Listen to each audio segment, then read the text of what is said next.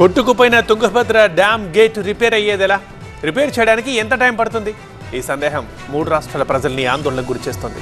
సమస్య సంక్లిష్టంగా ఉండడంతో అసలు ఎలా పరిష్కరించాలి అన్న విషయంలో అధికారులు తలలు పట్టుకుంటున్నారు.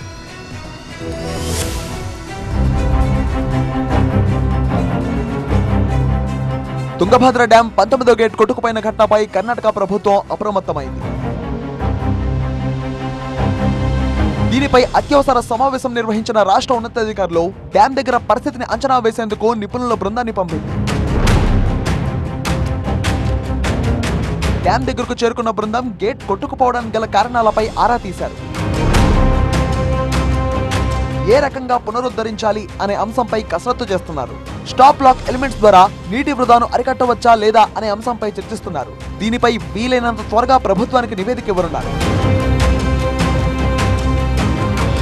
ఈ ఘటనలో అధికారుల నిర్లక్ష్యం ఏమైనా ఉందా అనే అనుమానాలు వ్యక్తమవుతున్నాయి. అయితే వరద రాకముందే గేట్లు తనిఖీ చేశామంటున్న అధికారులు పటిష్టంగా ఉన్నట్లు ప్రభుత్వానికి నివేదిక అందించామన్నారు.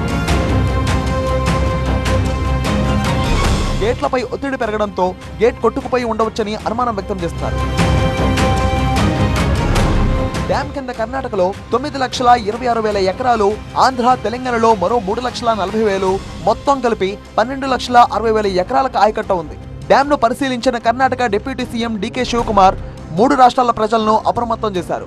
వీలైనంత త్వరగా గేట్ ను రిపేర్ చేస్తామన్న డీకే లోతట్టు ప్రాంతాల ప్రజలు అప్రమత్తంగా ఉండాలన్నారు. రాయలసీమ రైతులకు తుంగభద్ర డ్యాం జీవనాధారం. అనంతపురం, కర్నూలు జిల్లాలకు గుండెకాయ లాంటిది. దీన్ని నమ్ముకొని రైతులు లక్షలాది ఎకరాల్లో మిర్చి సాగు చేశారు. డ్యాం గేట్ కొట్టుకుపోయిన ఘటనపై ఏపీ సీఎం చంద్రబాబు ఆరా తీశారు.